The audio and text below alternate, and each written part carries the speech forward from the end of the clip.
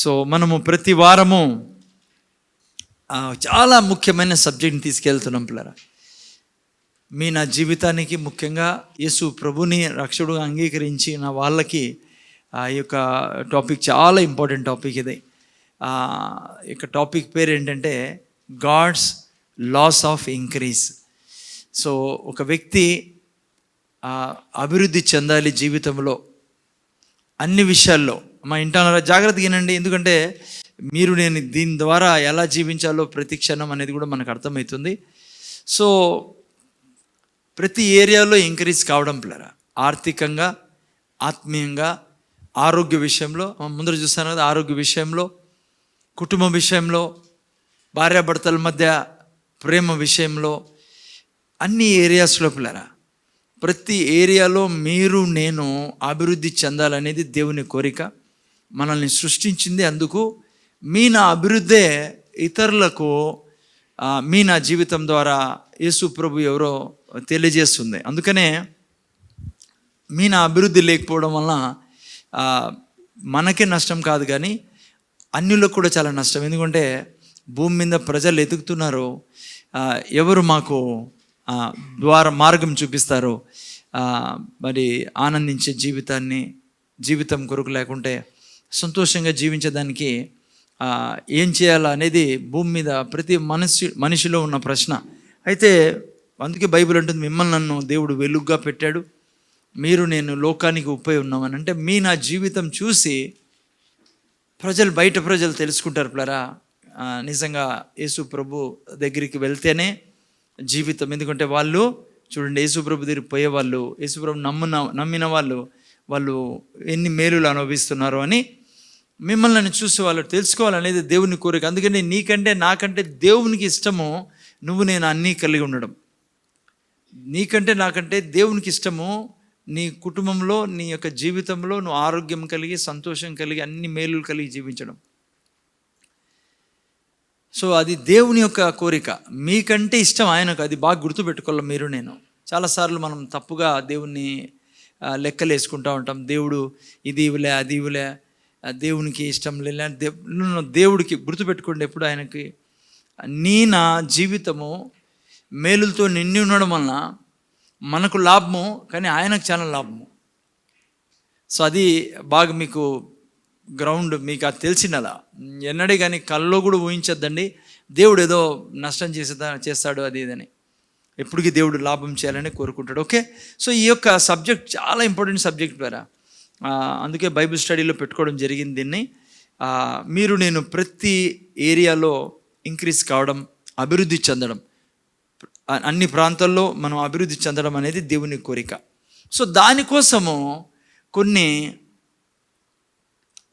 Loss దేవుడు పెట్టాడు పిల్లరా. సిద్ధాంతాలు అనండి, లేకుంటే నియమాలు అనండి, లేకుంటే కొన్ని చట్టాలు దేవుడు పెట్టాడు. అవి ఫాలో చేసినప్పుడు మీ జీవితంలో ఉన్న ప్రతి ప్రశ్నకు అవి ఫాలో చేసినప్పుడు మీరు జవాబు పొందుకుంటారు.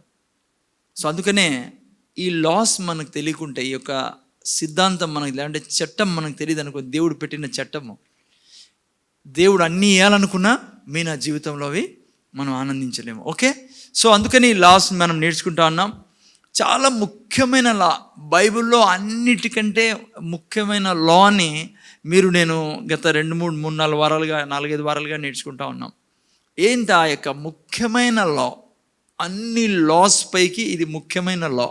అదేంటంటే దేవుని రాజ్యాన్ని మొదట వెతకడం. లూకా సువార్త 12లో ఇప్పుడు మీ ముందర ఉంది, మీరైతే ఆయన రాజ్యమును వెతుకుడి అని ఉంది. మరి మీరు మత్తయి రాసిన సువార్తలో చూస్తే 6వ అధ్యాయంలో మొదట వెతుకుడి అని రాయబడి ఉంటుంది. 6:33లో ఏం రాయబడింది? మొదట దేవుని రాజ్యాన్ని వెతుకుడి. ఏం తిందుమా, ఏం త్రాగుదుమా, ఏం ధరించుకుందుమా అని చింతించకండి. మీరు రాజ్యాన్ని మొదట వెతికితే, దేవుని రాజ్యాన్ని మొదట వెతికితే ఇవన్నీ మీకు, ఇంగ్లీష్లో బాగా రాయబడింది, యాడ్ చేయబడతాయి, మీకు అనుగ్రహింపబడును అని తెలుగులో రాయబడింది. ఏంటివి? ఏం తిందుమా, ఏం తాగుదుమా, ఏం ధరించుకుందామా అంటే ఈ భూమి మీద నువ్వు బ్రతుకుతున్నావే, ఈ జీవితంలో నీకు కావాల్సినవన్నీ, ఈ 3 ఆడ రాశారు కానీ తిండి, బట్ట, ఏమంటారు నీరు అని, కానీ నిజానికి అన్నీ మీకు అనుగ్రహింపబడును. అప్పుడు అవన్నీ. సో అందుకనే మీరు రాజ్యాన్ని వెతికితే, అది డబ్బే కావచ్చు, ఆరోగ్యమే కావచ్చు, నీ భర్త ప్రేమ కావచ్చు, నీ పిల్లలు నిన్ను ప్రేమించడము గౌరవించడం కావచ్చు, నీ పిల్లల ఉద్యోగం కావచ్చు, నీ వివాహం కావచ్చు, భవిష్యత్తులో నువ్వు ఏ స్థానానికి చేరాలనుకున్నావో ఆ స్థానాన్ని దేవుడు చేర్చాలి అంటే ఈ యొక్క లా, ఈ యొక్క సిద్ధాంతము ఇది నా జీవితంలో అనుక్షణము ఉండాల. ఇది అలవర్చుకోవాల. ఇది ఉంటే మిగతా దానిల గురించి మనకు ఆలోచించిన పనిలే. ఇది ఒక్కటి పట్టుకుంటే మిగతావన్నీ ఆయన చూసుకుంటానంటున్నాడు. ఓకే, అర్థమైందనైనా? ఏంటది? దేవుని యొక్క రాజ్యాన్ని మొదట వెతికితే ఇవన్నీ మీకు జత చేయబడతాయి, ఇవ్వబడతాయి.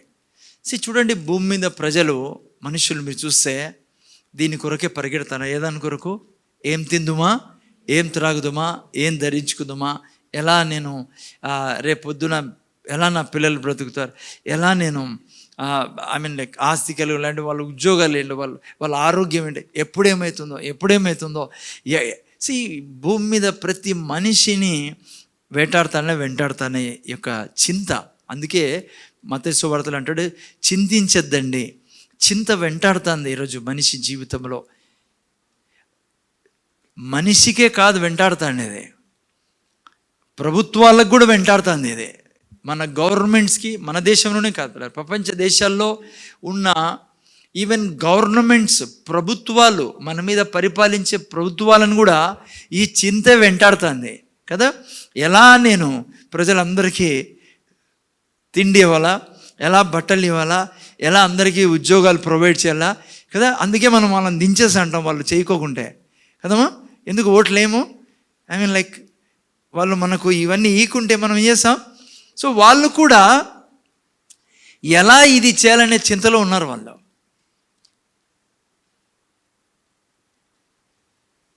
మీరు చూసింటారు, వారు భయంకరంగా లైక్ బడ్జెట్ ప్లాన్ చేస్తున్నారు. లైక్ రేట్లు పెరగకోకుండా చూడాలా, రేట్లు తగ్గించాలా. లైక్ ఇప్పుడు అప్పుడప్పుడు వింటాంటాం మనము, లైక్ అమెరికాలో రిసెషన్ వచ్చిందని, ఇండియాలో రిసెషన్ వచ్చిందని కంపెనీలన్నీ బంద్ అయిపోతున్నాయి, జాబ్స్ వెళ్ళిపోతున్నాయి. కొన్ని వందల ప్రతి చోట భూమి మీద మీరు ఏ ప్రాంతం కన్నా పోండి, చింత చింత చింత కదా. కానీ చూడండి, ఎంత గొప్ప మాట మనకు ఈ సాయంకాలం దేవుడు వినిపిస్తున్నాడు. ఏమంటున్నాడు ఆయన? వీటన్నిటి గురించి మీరు చింతించాల్సిన అవసరం లేదు. ఏం తిందుమా, ఉద్యోగం ఎట్లా, వ్యాపారం ఎట్లా, నా పిల్లల వివాహం ఎట్లా, నా సంసారం ఎట్లా, నా శరీర ఆరోగ్యం ఏంటి. ముందర చూడ. సో హలో, బైబిల్ అంటుంది, యేసు ప్రభువు అక్కడ నిలబడి జనముల మధ్య ఏమంటాడు తెలుసా? మీరు వీటన్నిటి గురించి చింతించకండి, మీ తండ్రికి తెలుసు ఇవన్నీ మీకు అవసరమని. చూసారు ఎంత మంచి మాట. చదువుతారు అది 29 కిందికి జరుగుతున్నా, కిందికి తీసారు చూడండి. చింతించబడి చాలా 31. ఏమి తిందుమా, ఏమి త్రాగుదుమా అని ధరించుకుందని చింతించకుడి. అన్ని జనులు వీటి విషయమై విచారింతురు. ఇవన్నీ మీకు కావాలని మీ పరలోకపు తండ్రికి తెలియను. చూడు ఎంత గొప్ప ధైర్యం ఇచ్చే మాట మీకు నాకు. వింటున్నారా మీరు? అఫ్ కోర్స్ వాళ్ళు చింతించవచ్చు. ఎందుకంటే వాళ్ళకి ఎవరు లేరు? తండ్రి లేడు. ఎవరికి? అన్యులకి. చూడు ఎంత క్లారిటీగా, క్లియర్గా యేసుప్రభు ఏమంటాడంటే, ఇవన్నీ మీకు కావాలని మీ పరలోకపు తండ్రికి తెలియను. దానిపైన మీరు చదివితే ఏమన్నాడు? అన్ని జనులు వీటి విషయమే విచారించరు. అంటే వాళ్ళకు తండ్రి లేడు, దేవుడు లేడు. ఎవరైతే ఈ బాధ్యత తీసుకున్నారో అన్నీ ఇచ్చే బాధ్యత వాళ్ళకు లేడు కాబట్టి వాళ్ళు చింతిస్తారు. కోర్స్ వాళ్ళ చింతని మీరు నేను ఆపలేం. ఇది కూడా దేవుడు లేడు వారి జీవితంలో. కానీ మీరు నా గురించి దేవుడు ఏమంటున్నాడంటే, మీరు వీటిని గురించి చింతించాల్సిన అవసరం లేదు. మీ తండ్రికి తెలుసు మీకు ఏం కావాలో. ఆయన మీకు కావలసినవన్నీ ఇచ్చే బాధ్యత తీసుకొని ఉన్నాడు. ఆయన బాధ్యత. హలో, అర్థమైందా? మీరు నేను ఏం రాయబడి, ఇవన్నీ కావాలని మీ పరలోక తండ్రికి తెలుసు. చాలాసార్లు మనం అనుకుంటాము మన జీవితంలో ప్రతి మన ప్రయాణంలో ఈ ప్రయాణంలో ఏమనుకుంటామంటే, దేవుడికి తెలియదేమో, అంటే ఎందుకు దేవుడు పట్టించుకోలేదు, దేవుడికి తెలియదేమో అనుకుంటాం. మనం అనుకుంటాము మనం అడిగినప్పుడే దేవుడికి తెలుస్తుంది అని. లేదు పిల్లరా, ఆయనకి బైబిల్ చెప్తుంది అన్ని తెలుసు. ఆయనకి ఏం కావాలో మీకు నాకు. చాలాసార్లు మనం అనుకుంటా అప్పుడే దేవుడు తెలుసు, మనం అడిగినప్పుడే తెలుస్తుంది దేవునికి అని. దేవుడు వెంటనే అయ్యో నాకు తెలియదే, అయ్యో నీకు ఇది అవసరమా, గబ్రియలు మిఖాయేలు రండి చూడండి ఈ ఫ్యామిలీ నుంచి పాపం ఏమడుగుతున్నారో, అయ్యో నాకు మర్చిపోయాను నేను, అసలు నాకు గుర్తే లేదే, మీకు కూడా గుర్తు లేదే, ఇద్దరికి నాకు గుర్తు చేయలేదే. ఈ బిజినెస్ ఉండదాడా? హలో, ఆయనకు తెలుసు నీకేం కావాలో. ఎందుకంటే నేను ఆయనను రాజుగా చేసుకొని ఉన్నాం నా జీవితంలో. ఓకే, సో అందుకనే ఈ భూమి మీద నేను బ్రతికినప్పుడు అనుక్షణము ఈ ధైర్యం కలిగి ఉండాలా. ఏమని? నాకు తండ్రి ఉన్నాడు, నా తండ్రికి తెలుసు నాకేం కావాలో. అందుకే నేను చేయాల్సింది ఒకే ఒక పని. ఏం పని అది? ఆయన రాజ్యాన్ని వెతకాల. అదే యేసుప్రభు అంటున్నాడు, మొదట ఆయన రాజ్యాన్ని వెతికిడి, వీటన్నిటి గురించి మీరు చింతపడాల్సిన పనుల. ఓకే, సో ఈరోజు నేను 2 పాయింట్స్ మీ ముందర తీసుకురావాలా ఈ బైబిల్ స్టడీలో. ఒకటి, దేవుని రాజ్యాన్ని వెతకడం. దేవుని రాజ్యాన్ని వెతకడం అంటే ఏంటి? రెండవది, నేను టైంని బట్టి రెండవది ఏంటంటే, ఈ రాజ్యాన్ని రెండో పాయింట్ నేను చెప్పాల్సింది మీకు ఏంటంటే, ఎలా ఈ రాజ్యం పనిచేస్తుంది. ఫస్ట్ ఏం చేయాలా? దేవుని రాజ్యం వెతకడం అంటే ఏంటి, రెండవది ఈ రాజ్యం పనిచేసే విధానం. ఈ 2 పాయింట్స్ మీద ఈరోజు నేను మాట్లాడాలి. మొదట దేవుని రాజ్యం పనిచేసే విధానం, దేవుని రాజ్యాన్ని వెతికే విధానం. Seeking first the kingdom of God. ఓకేనా? ఓకే,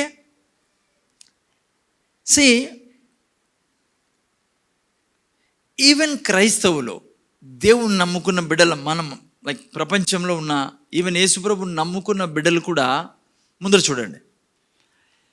చాలాసార్లు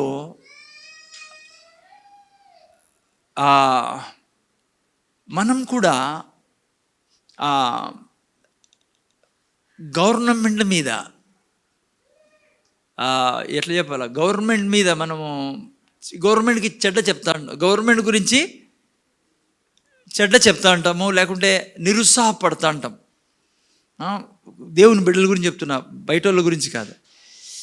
మనం కూడా చాలాసార్లు ఇది చేయాల్సింది వాళ్ళు చేయలేదు, ఇవి చేయలేదు, అవి చేయలేదు, ఈ గవర్నమెంట్ ఇది చేయలేదు అని నేను జనరలీ వాళ్ళలాగా ఇతరులాగా కూడా బాధపడుతూ ఉంటాం. చాలామంది తిడుతూ ఉంటారు కూడా రకరకాలుగా. నేను గుర్తుపెట్టుకోవాల్సింది ఏమంటే, నేను దేవుని రాజ్యంలో ఉన్నాం. దేవుడు మనకు రాజు, ఆ రాజ్యంలో ఉన్నాం మనము. ఆ రాజ్యం యొక్క బాధ్యత మీకు నాకు సమస్తము సమకూర్చడం. ఎస్, దేశంలో ఉన్నాం, గవర్నమెంట్ మన అండర్లో ఉన్నాం. ఎస్, మనకు ఒక విధంగా గవర్నమెంట్ తరఫునే రావాలి. కానీ యాక్చువల్గా ఎప్పుడైతే యేసు ప్రభు నువ్వు రక్షకుడుగా అంగీకరించావో, నువ్వు ఎన్నడే కానీ ఈ సెన్స్లో బ్రతకూడదు. గవర్నమెంట్ నాకు ఇవ్వాలి, గవర్నమెంట్ నాకు చూసుకోవాలి, గవర్నమెంట్ ద్వారా సప్లై కావాలి అనే ఆ భావన నా జీవితంలో ఎప్పుడు ఉండకూడదు. ఉన్నాం కాబట్టి ఈ లోకంలో, బయట వాళ్ళకి నేను చెప్తాను, వాళ్ళకి అర్థం కాదు. మీరు లోపల ఉండేవాళ్ళు కాబట్టి మీకు చెప్తాను. ఎన్నడే కానీ వాళ్ళని బ్లేమ్ చేయడమో, వాళ్ళని శపించడమో, వాళ్ళ గురించి చెడ్డ మాట్లాడడమో ఇవి మనం చేయకూడదు పిల్లరా. ఎందుకంటే నా బాధ్యత నా రాజు మీద ఉండేదే. యేసు ప్రభు బాధ్యత మీకు నాకు సమస్తం ఇవ్వడం. ఎందుకంటే బహుశా భౌతికంగా ఈ లోకంలో నేను ఉన్నా, ఈ రాజ్యంలో ఉన్నా, ఈ రాజ్యపు సిటిజన్ అయి ఉన్నా, నువ్వు ఈరోజు ప్రభువుని రక్షకుడుగా స్వీకరించామో, యేసుక్రీస్తుని ప్రభువుగా స్వీకరించామో, మనం ఆ రాజ్యంలో ప్రవేశించున్నాం, దేవుని రాజ్యంలో. ఇప్పుడు దేవుని బాధ్యత మీకు నాకు సమస్తం ఇవ్వడం.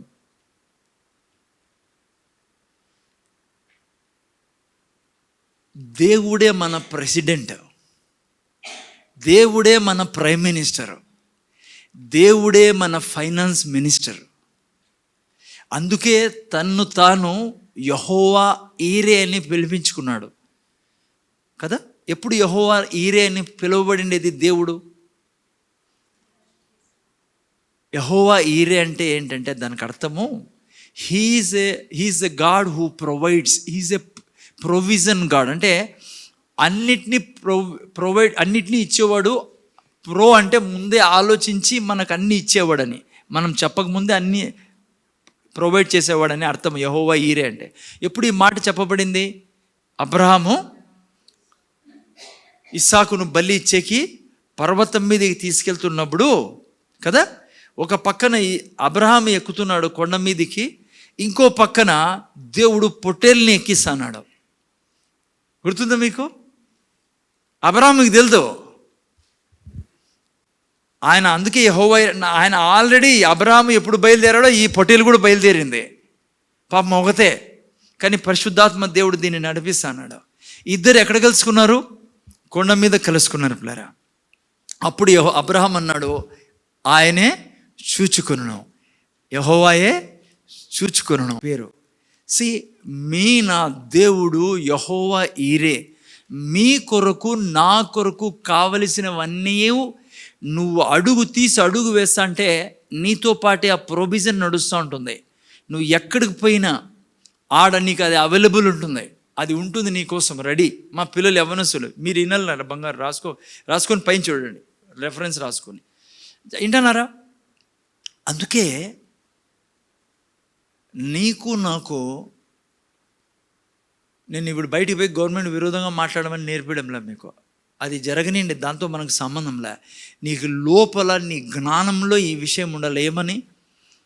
నేను రాజ్యంలో ఉన్నా, దేవుని రాజ్యంలో ఉన్నా, దేవుడు నాకు రాజు, యేసు ప్రభు నాకు రాజు, ఆయన నాకు సమస్తం సమకూర్చాల్సిన బాధ్యత కలిగి ఉన్నాడు. ఆయన సమస్తం సమకూరుస్తాడు, ఎందుకంటే నేను ఆ రాజ్యంలో ఉన్నా. సో ఇది ట్రూత్ పిల్లరా. అందుకే మనం నేర్చుకుంటామని ఇక్కడికి వచ్చి. ఇది తెలియక చాలామంది క్రైస్తవులు వాళ్ళ చేయి దిక్కు చూస్తున్నారు కాబట్టి వీళ్ళ చేతుల్లోకి ఏం రావడంలా. Never do that. ఈ రోజు నుంచి కనీసం విని జాగ్రత్త ముందర చూడండి, ఆయన జాగ్రత్తగా అర్థం చేసుకోండి, ఇంట్రెస్ట్గా విని తెలుసుకోండి. శత్రువుకి ఈద్దని వాడు ఎత్తుకుపోయేది అనుకుంటాడు, వచ్చినది ఎందుకు? వాక్యం ఎత్తుకుపోయేదానికి. ముందర చూడండి. నేను చేయాల్సింది ఏమో తెలుసా?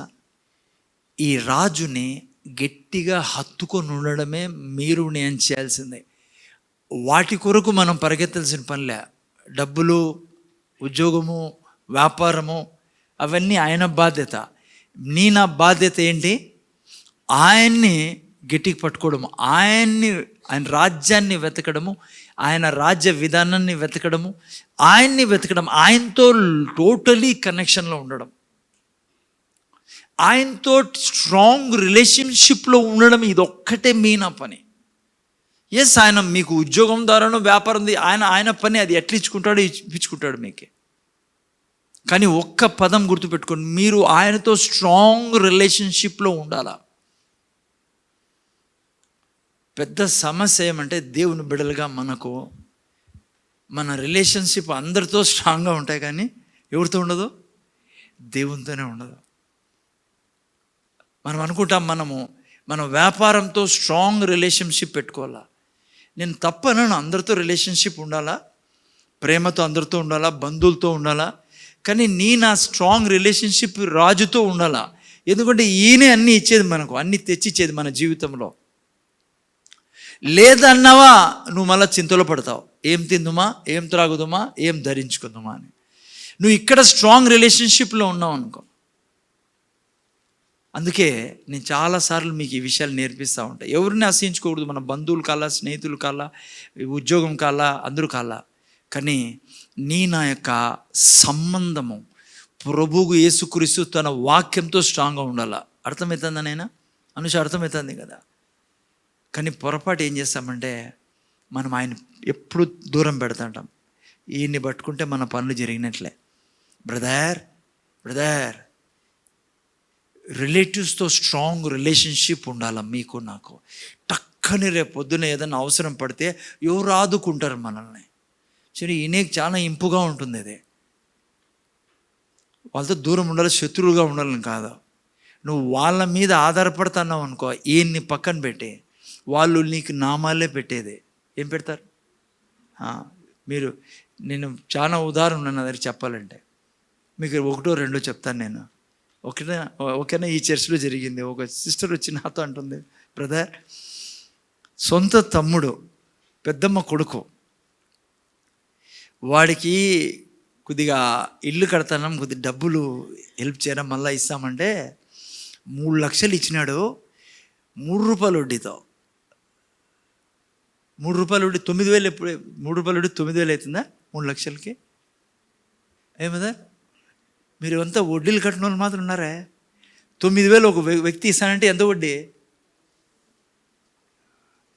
సరే, వడ్డీలు కట్టే వాళ్ళే ఎవరు మాట్లాడరు ఇప్పుడు. చెప్పండి, సిగ్గుపడేది ఏముంది దీంట్లో? 3 రూపాయలు వడ్డీ కదా, కరెక్ట్. సే వాళ్ళు బాధపడతారు నాతో చెప్పి. 9,000 నెల ఇస్తాను, దాదాపు 2 ఏళ్ళ నుంచి. ఎన్నేళ్ళు? 2 ఏళ్ళు. వాళ్ళు ప్రతి నెల బాధపడేస్తా అంటే ఈకి తప్పదు. కానీ ఎవడు వీడు? సొంత తమ్ముడు. అబ్రహాం బ్రదర్ లేడీడు, కానీ అబ్రహాం బ్రదర్ మన నాతో చెప్తా ఉండే, పోనండి అబ్రహాం బ్రదర్ పేరు తీసుకు ఆయన వాళ్ళ ఇంట్లో పెళ్ళి ఉంది కదా, నాతో మాట్లాడుకుంటూ ఆ మాటలు ఈ మాటలు మాట్లాడుకుంటూ, నేను పోతే ఒకరి దగ్గరికి అన్నాడంట. ఒక్కరోజు ముందు చెప్పిన, ఏమండా రే నీకు తెలుదా పెళ్ళి పెట్టుకునే ఇంట్లో అని. వాళ్ళ సొంత వాళ్ళ పేర్లు చెప్పని నేను బాగుండదు. ఇంకా నాతో బాధపడి బ్రదర్ అంటున్నాడు, ఒక్కరోజు ముందు అసలు నువ్వు ముందు ఎందుకు చెప్పలే అంటే ఇతని మీదే వేస్తాడంట ఆయన. అరే నువ్వు ఇంట్లో మనిషివి, రక్త సంబంధికుడివి, నేను నీకు ముందే చెప్పాలా? నీకు తెలుసు పని పెట్టుకున్నాంలే అంటే, పెళ్ళి పెట్టుకున్నాంలే అంటే, ఖర్చు ఉంటుంది, వాళ్ళే అడగాల మనకు కదా. ఏదైనా అవసరం ఉంటే తీసుకో. మళ్ళా బ్రదర్ చెప్తాన్నాడు, నాకు తెలిసిన వాళ్ళు అందరూ తిరిగిపోయి అడిగితే 3 రూపాయలైనా ఇవ్వడం లేదు సార్, 4 రూపాయలు లాస్ట్కి. సొంత క్లోజ్ ఫ్రెండ్ ప్రేమతో 2 రూపాయలకి ఇచ్చాడంట. 1,00,000 రూపాయలు. ఇట్లుంటుంది స్ట్రాంగ్ రిలేషన్లో నువ్వు ఉంటే. ఒకతను అంటాడు అందరితో స్ట్రాంగ్ రిలేషన్ ఉంది సార్, ఫ్రెండ్స్ అంటే ఫ్రెండ్స్తో. నేను చెప్తున్నా మీకు, నువ్వు స్ట్రాంగ్ రిలేషన్ ఈ భూమి మీద సృష్టిలో ఒక్కడితోనే పెట్టుకోవాల్సింది, యేసు ప్రభుతో. అప్పుడు నువ్వు వాళ్ళ దగ్గర చేయి సాపవు, వాళ్ళే నీ దగ్గరికి వచ్చినప్పుడు వాళ్ళకి నువ్వు సహాయం చేసేవాడు అవుతావు. ఇప్పుడు నీకున్న పరిస్థితి ఎందుకు తెలుసా? నా జాబ్ నాకు స్ట్రాంగ్ అనుకుని వెళ్తున్నావు, నా ఫ్రెండ్స్ స్ట్రాంగ్ అనుకుని వెళ్తున్నావు, నా వ్యాపారం స్ట్రాంగ్ అనుకుని వెళ్తున్నావు. కాబట్టి నీ దగ్గర కొదవ ఉండేది. నేను నీకు ఈ విషయాన్ని ఛాలెంజ్ చేసి చెప్పగలను. నువ్వు ఈరోజు ఆర్థిక పరిస్థితిలో కానీ, ఈవెన్ నీ రిలేషన్స్లో కూడా, ఈవెన్ నువ్వు ఉండు, ముందు రేపు వారం చెప్తాను నేను, ఈ వారం కానీ జస్ట్ టచ్ చేస్తాను. ఈవెన్ నువ్వు భార్య నీకు యేసు ప్రభు కంటే ముఖ్యం అనుకున్నప్పుడు తప్పులో కష్టాల్లో పడతావు నువ్వు. ఈ వారం కాదు, రేపు వారం చెప్తావు భార్య భర్తల గురించి. ఓకే, నువ్వు నేను ఎప్పుడైతే ఈ నిర్ణయం తీసుకుంటామో, నా స్ట్రాంగ్ రిలేషన్షిప్ యేసు ప్రభుతోనే, ఆయనలో ఉండి నువ్వు మిగతా వాళ్ళందరితో చాలా ఆనందంగా చాలా ప్రేమగా ఉండొచ్చు. నువ్వు ఇతరులకు సహాయం చేసేవాడు అవుతావు. సో ఈ మైండ్లో నువ్వు తీసేసాయి. నువ్వు దేవుణ్ణి మొదటి స్థానం ఇచ్చేవాడవైతే ఇంకెవ్వరికి నీ హృదయంలో స్థానం ఉండదు. అర్థమవుతుందా? నువ్వు ఏం చేస్తావంటే ఈ రాజు యొక్క పద్ధతుల్ని నువ్వు గట్టిగా పట్టుకొని ఈ భూమి మీద బ్రతుకుతావు. అంతే నువ్వు నేను చేయాల్సింది. ఆయన్ని పక్కన పెడితే మాత్రము వాళ్ళలాగే నీ జీవితం ఉంటుంది. నువ్వు ఈవెన్ దేవుని రాజ్యంలో ఉన్నా కూడా. ఒక అతను అడిగాడు, బ్రదర్ బుధవారము రావాల్సిందేనా, శుక్రవారం రావాల్సిందేనా, సండే కూడా రావాల్సిందేనా? నేనన్నా ఎవరు చెప్పారు బ్రదర్? రావాల్సిన అవసరమేలే. ఎక్కడ? బుధవారం, శుక్రవారం, ఆదివారం అసలు రావాల్సిన అవసరమేలే. కాకుంటే ప్రతి క్షణం చింతనే ఉంటుంది నీకు, ప్రతి క్షణము భయమే ఉంటుంది. నీ ఎలా బతకాలి ఈ లోకంలో అని. నిద్రలేని రాత్రులు నీకు ఉంటాయి. ఎందుకంటే బైబిల్లో ఒక మాట రాయబడింది, దుష్టుడు నిమ్మలంగా ఉండడంట. 57:28 యెషయా గ్రంథంలో ఏం రాయబడిందంటే, దుష్టుడు నిమ్మలంగా ఉండడంట. ఎట్లుంటాడంట? అలల్లా ఉంటుందంట తన జీవితం. నేను బుధవారము, శుక్రవారము, ఆదివారం ఎందుకు వచ్చేదంటే, బైబిల్లో ఇంకో చోట రాయబడింది, ఎవరి మనస్సు గట్టి చెప్పాలా, నిన్ను ఆనుకొనునో వారిని నువ్వు పూర్ణ శాంతిగా చేస్తావు. ఇక్కడికి వచ్చేది నేను రావాల్సిందేనా అని కాదు, నువ్వు పూర్ణ శాంతిలో బ్రతకాలంటే. 42:2 రాయబడింది యెషయా గ్రంథము. 40 అధ్యాయం చదవని ఎవరైనా? 40 అధ్యాయం 2వ వాక్యం, యెషయా గ్రంథం 42వ వాక్యం అనుకుంటా. ఐ డోంట్ నో, చదవని చూడండి, ఎవరైనా చూసి తీయండి. 43:2 తీయండి. 43:2 చదువు నేనా?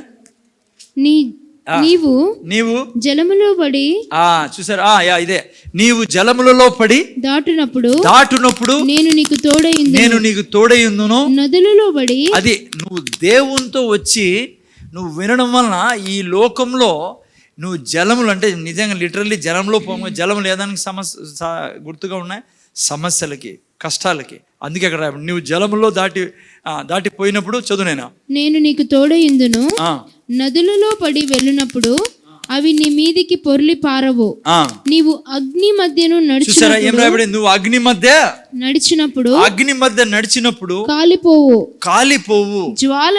జ్వాలలు నిన్ను కాల్చవు. అర్థమైందా? నువ్వు ఎందుకు ఇక్కడ బుధవారము, శుక్రవారము, ఆదివారం నీకు రమ్మని చెప్పేదంటే, నువ్వు రాకుండా పో, ఏం సమస్యలే, నాకేం సమస్యలే. కానీ నీ జీవితంలో నీకు నువ్వే పోషించుకోవాల్సి వస్తుంది. ఆయన పోషించలేడు నీకు. ఎందుకంటే ఆయన తన రాజ్యంలో నువ్వు ఎలా జీవించాలో తన వాక్యం ద్వారా నువ్వు తెలుసుకోవాలనేది ఆయన కోరిక. అర్థమవుతుంది నాయనా? సో చాలామంది నాకు తెలుసు మీలో కూడా ఆ ప్రశ్న ఉండొచ్చు, బుధవారం పోలా, శుక్రవారం పోలా, ఆదివారం పోలా అని. ఇంకా 3 రోజులే ఇక్కడ మనం కలిసేది. ఆదిమ సంఘంలో మీరు చూస్తే రోజు కలిసేవాళ్ళు. అర్థమవుతుంది నాయనా? ఎందుకు వచ్చేది ఈడ? ఎందుకంటే నువ్వు రాజ్యంలో ఉన్నావు. ఆ రాజ్యం గురించి, ఆ రాజు గురించి నువ్వు క్లియర్గా తెలుసుకుంటే నీకు ఆ బయట పోయి ఇంత చింతపడాల్సిన పనులు, ఇప్పుడు పడతానవే కింద మీద. అందుకే రావాలి ఇక్కడ, ఓకేనా? సో అందుకే నువ్వు సమాధానంగా ఉండాలా, దినమంతా నిశ్చింతగా ఉండాలా, ఐశ్వర్యంలో ఉండాలా, ఆరోగ్యంలో ఉండాలా. ఈ రాజు చేతిలో నుంచి నువ్వు సమస్తం పొందుకోవాలంటే వచ్చి వినాలా. ఏ మంత్రము తంత్రం చెల్లదు. కొత్తోళ్ళు వస్తారు పాపం నూనె బాటలు తీసుకొని, వాళ్ళకు ఓకే. నీకు నూనె బాటలు చెల్లదు, నీళ్ళ బాటలు చెల్లదు, ఇంకేం బాటలమా, ఖర్చీపులు కూడా చెల్లవు. నేను కూడా ఆరంభంలో నూనె బాటలు, నీళ్ళ బాటలు పనులు మావి జరిగేటివి. ఎప్పుడు? ఒక 20 ఏళ్ళ క్రితం. చాలామంది క్రైస్తవులు అంటారు, వచ్చి వాళ్ళు నూనె రాసుకొని పోతారు, మళ్ళీ ఎప్పుడో వచ్చింది నెలకు ఒకసారి, అయిపోయినాక బాటిల్ అయిపోయినాక. సో అవన్నీ మనకు జరగవు. అవి కొత్తలో దేవుడు వాళ్ళకి తెలియదు కాబట్టి నూనె ఉన్న ఇంట్లో పనులు జరిగిపోతుంటాయి. మీకు నాకు జరగవు, ముందే చెప్తాను. ఇది కూడా జరగదు. నువ్వు ఇతరులతో స్వస్థత కొరకు ప్రార్థన చేయించుకొని అవి కూడా జరగదు. దేవుడు అంటాడు, ఇంకా చాలు, నువ్వు నిలబడు గ్రౌండ్లో, నీ ద్వారా ఇతరులు స్వస్థత పొందుకోవాలి. నీ స్వస్థత నీ ద్వారానే కలుగుతుంది నీకని. ఓకే ఎనియో. సో ఈ విషయం ఏమంటే పిల్లరా, మీరు నేను రాజ్యం గురించి, రాజు గురించి, రాజ్యం గురించి, రెండుడు గురించి పట్టు కలిగి ఉండాలంటారా ఆ టైపు. ఈ రెండు నువ్వు కలిగి ఉంటే, దీని గురించి జ్ఞానం కలిగి ఉంటే నీకు మిగతా విషయాలు చింతపడాల్సిన అవసరం ఉండదు. ఎందుకు లోకంలో ఇంత పీడ ఉంది? హలో, ఎందుకు లోకంలో మర్డర్ జరుగుతున్నాయి, రేపులు జరుగుతున్నాయి, దొంగతనాలు జరుగుతున్నాయి, కరువులో, ఇంకేమన్నా యాక్సిడెంట్లో, ఎందుకు హాస్పిటల్ నిండిపోయి ఉన్నాయి? ఎందుకు జరుగుతుంది ఈ లోకంలో? చెప్పండి, గెస్ చేయండి. ఎందుకు జరుగుతుంది ఇది? హలో, ఎందుకు జరుగుతుంది ఇది? ఇవన్నీ చాలామంది మహానుభావులు దేవుడే చేస్తాడు సార్ అంటారు, మనోళ్ళే. బయట వాళ్ళు చెప్పరు, కానీ క్రైస్తవులకి ఏం జరిగినా దేవుని మీదే వేసేది. No, absolutely utter nonsense అది, పచ్చి అబద్ధం అది. ఎందుకు తెలుసా లోకంలో ఇవన్నీ జరుగుతుండేది మనుషుల జీవితాల్లో? ఎందుకంటే ఈ రాజ్యంలోకి వారు రాకపోవడం వలన, ఈ రాజు కింద ఉండకపోవడం వలన, ఒకే ఒక కారణము. అందుకే యేసుప్రభు ప్రార్థన నేర్పించాడు కదా. మనం చేయాల్సింది ఏంటి ఇప్పుడు? కేవలం ప్రార్థనే చేయగలం. వారి కోసం ఏం ప్రార్థన చేయమన్నాడు? పరలోకమందున మా తండ్రి, నీ చిత్తము పరలోకము నెరవేరినట్లు. పరలోకంలో రేపులు లేవు, పరలోకంలో హార్ట్ అటాక్ లేవు, పరలోకంలో దొంగతనం లేవు, పరలోకంలో నిరుత్సాహం లేదు. ఈడెందుకుందంటే ఏం జరగడం లేదు? ఆయన చిత్తం కిందికి రావడంలా, కింగ్డమ్ ఆఫ్ గాడ్ కిందికి, దేవుని రాజ్యం కిందికి రావడం లేకపోవడం వల్లే ఆ ప్రాబ్లమ్స్. ఓన్లీ రీజన్ అదొకటే, ఇంకేంలా. ఎప్పుడైతే, అందుకే లాస్ట్లో ఏం జరుగుతుంది? యేసుప్రభు రెండో రాకల్లో అప్పుడు ఉండవు ఇవన్నీ. ఎందుకంటే అప్పుడు అందరూ ఎవరు రాజ్యం కింద ఉంటారు? యేసుప్రభు రాజుగా ఉంటాడు, ఆయన రాజ్యం కింద ఉంటారు, కింగ్డమ్ ఆఫ్ గాడ్లో ఉంటారు, దేవుని రాజ్యం కింద ఉంటారు. అప్పుడు అందరూ ఎవరిని ఎదుగుతూ అంటారు? దేవుణ్ణి ఎదుగుతూ అంటారు. మొదట ఎవరిని ఎదుగుతూ అంటారు? ఇప్పుడు ఎందుకు ప్రపంచం, అందుకే అప్పుడు ఏం లేవు, అప్పుడు కన్నీరు లేదు, అప్పుడు బీదరికం లేదు పిల్లరా, అప్పుడు ఆకలి దప్పులు లేవు, అప్పుడు చింత లేదు. అప్పుడు ఎప్పుడు? యేసుప్రభు రాకల్లో, రెండో రాకల్లో. ఎందుకంటే అప్పుడు అందరూ ఆయన రాజ్యం కింద ఉంటారు కాబట్టి. ఇప్పుడు ఎందుకు ఈ పీడ ఉందంటే, భూమి మీద ఆయన రాజ్యం కిందికి రావడానికి ఇష్టపడడం లేదు కాబట్టి, ఆయనను రాజుగా తీసుకోవడానికి ఇష్టపడడం లేదు కాబట్టి. మీరు నేను ఆయనను రాజుగా తీసుకున్నాం కాబట్టి, మీరు నేను ఆయన రాజ్యంలో ఉన్నాం కాబట్టి, అవి మనకు ఇప్పుడు ఎఫెక్ట్ చేయకూడదు. ఏంటివి? ఏం తిందుమా, ఏం తాగుదుమా, లేకుంటే ఆ యొక్క అనారోగ్యాలు, ఆ యొక్క పీడ ఏది నా జీవితంలో ఎఫెక్ట్ చేయకూడదు ఇప్పుడు. ఎందుకంటే మనము రాజ్యంలో ఉన్నాం కాబట్టి. అర్థమైందా? అందుకే మీరు నేను దేవుని రాజ్యాన్ని అనుక్షణం వెతుకుతూ, దేవుని యొక్క చిత్తాన్ని తెలుసుకుంటూ మన అనుక్షణ ప్రయాణం చేయాలి. అందుకే ఇప్పుడేం చేయాలి మనము? అవి నా జీవితంలో ఎఫెక్ట్ చేయకూడదు అంటే నువ్వు నేను నిలబడాలి. అదే యేసుప్రభు అనిండేది. మీరు శోధనలో పడుకున్నట్లు ఏం చేయాలా? ప్రార్థన చేయడు. అప్పుడు మీరు ఏం పడరు? శోధనలో పడు. అందుకే నువ్వు నేను నిలబడి ప్రతిరోజు ఉదయం లేస్తూనే, చాలాసార్లు చెప్పాను మీకు, ఏం చేయాలా? ఇంటి మధ్యలో నిలబడి, అంటే మధ్యలో నిలబడడం వల్ల ఎంచుకోవద్దండి, కొలతలు గిలతలేసి మధ్యలో అన్నాం సార్, మా మధ్యలో బాత్రూమ్ ఉంది సార్ అన్నారు.